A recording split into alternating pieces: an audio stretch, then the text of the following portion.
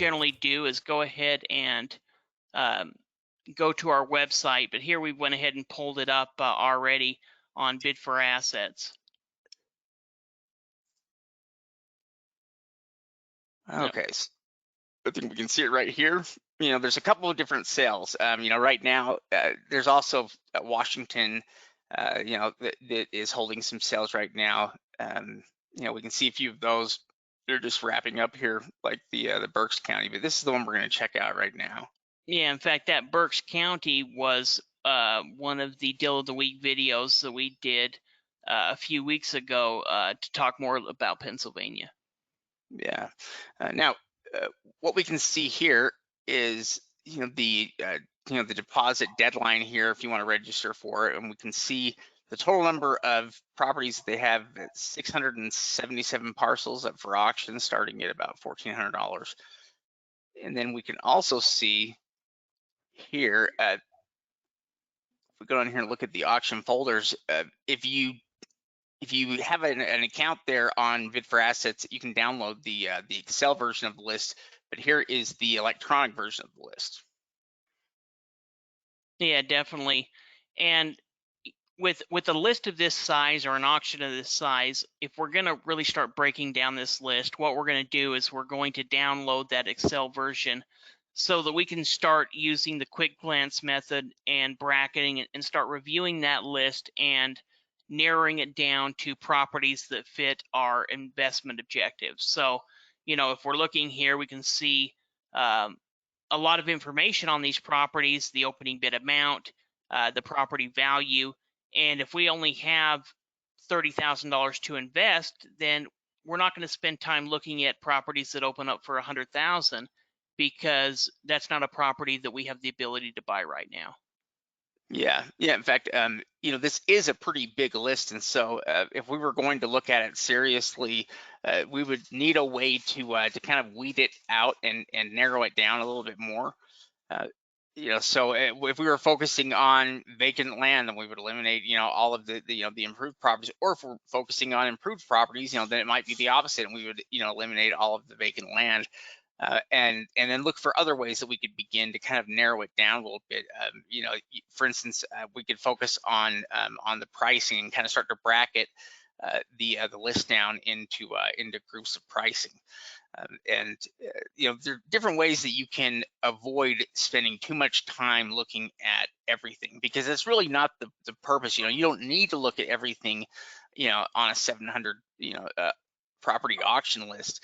It's more important that you kind of use your time effectively and try to find more effective ways to highlight properties that have potential. Yeah, well, and with this list, we have the improvement value and we have the land value. So if you were only looking for land, it's pretty easy to determine which properties you're going to eliminate. You're going to eliminate the properties with improvements. Vice versa, if you were only looking for land, we would go ahead and eliminate those properties that had improvements, and we're automatically going to narrow down that list. Then we're going to figure out how much we have to invest, and we're going to be able to narrow down the list more. But let's go ahead and let's look at a couple of these properties and see what's available through their auction. Yeah, so let's see here. What we can do is we can actually see the very first property on the list. It looks to be a single family home. It shows us on record here that it has a $21,000 opening bid. We can see the address here for it. And if we go down, we can see it has a $57,000 land value and $132,000 improvement value. Yeah. Over on the left-hand side, we can see additional information, the parcel number, the address, you can see where it says view parcel map, and then also view GIS, which is going to be the online map. Yeah, so if we actually click on that, hit agree here, go out there and plug that number in. And what he's going to have to do with this one, he's going to have to type in the parcel number. There's some auctions that will automatically, once you click on the link, will include the parcel number, and it'll automatically pull up the record for you. Here, they're just giving you the website, and we're going to have to go on there and type in the parcel number. And then one thing as well is we can see once the map came up, it is just an overhead map, doesn't include any satellite imagery. And so we'd have to go over to the base maps or to the layers to be able to find some of that information. Yeah. Yeah. In fact, one thing that's interesting though is if this is just the lot, we can see that part of this home is off of the lot. yeah, which that's an interesting point. We can see that this lot is really too small for this house. In fact, something that is kind of interesting that you can figure out is if we were looking, oftentimes when properties are foreclosed on, if they are owned by the same people, it'll be one right after the other, and so they'll be listed, in order sometimes on lists. And so if we were to look at the next property down, let's see what this is. So it says it's just a vacant lot. We can see, it gives it a value there, but we've got that APN number. So let's pull that up. Well, and part of the reason why this is important is if you were to buy that first property that includes the home on it, you want to buy this second property as well. Otherwise it's going to, you're going to set yourself up for a lawsuit. So if we're ever looking at tax sale property, be sure to check out the other property that are surrounding this and see, like in this case, where this property is essentially the back half of it. Really, these two lots should be combined into one lot, but right now they're being taxed as two separate lots. Yeah, and so they were foreclosed on as two separate lots, therefore they're being sold separately, even though it looks like it's all part of the same building. Yeah, kind of interesting situation there, where you can see. So in this case, it's listed as vacant land, but in reality, it's not really much vacant land there. It's mostly home. Well, Or partly home even. And that's because the improvements are included on that first property. Yeah. They're not giving that property, even though there is structure on it, they're giving the value of the structure to the larger property. But even in that case, we're going to want to own both of them. And really, I would probably look to the county to see if we can combine those so that they're just one property. Because I think if you were to go look this up, in fact, when I was looking up some of the other maps, it looked like it was one lot. It was only separated through the county record. Yeah, that's interesting. Okay, and so really just those two first properties were pretty interesting, but there are so many more that we could look at. Even the next property down, the third one down.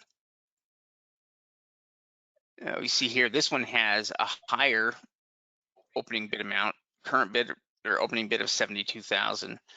And we can see it has a listed land value of 253 and improvement value of 194.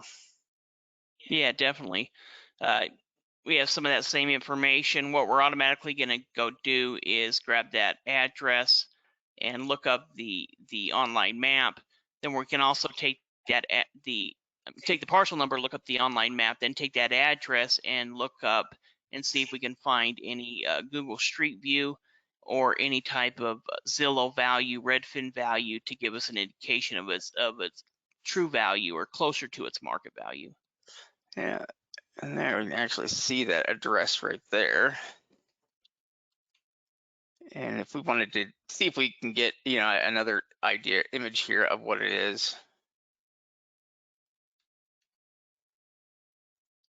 We can enter it in that way here. And okay, so that is actually the property in question here. So it has a $72,000 opening bid amount. Yes, but it's actually a pretty nice house for looking at it. This is it right here. Let's see what it's valued at. Well, and we're looking there at a 2015, Street View, and we mention this all the time, but we're going to continue mentioning it because we still see people making this mistake. Don't judge the online information. you're going to have some type of on-site search done before just bidding on it sight unseen. Yeah, but it has an estimated market of over $1 million. And it looks like yeah, in fact, yeah, it looks like it. Tipped out at 1.2. Yeah, yeah. In May, it was as high as 1.2. So it's started to come down a little bit with the housing prices coming down. But yeah, great property that you could go after starting at under 10% of value. It's starting for about 7% of value. Yeah, it looks to be a real good property. And if we were interested in it, we'd do some more research, we'd go and do some on-site evaluations. But yeah, definitely a really nice property. And this is just one. We've only looked at just the few first properties on the Yeah, list of 600. first 3. That's it. So yeah, there are some great deals on this list.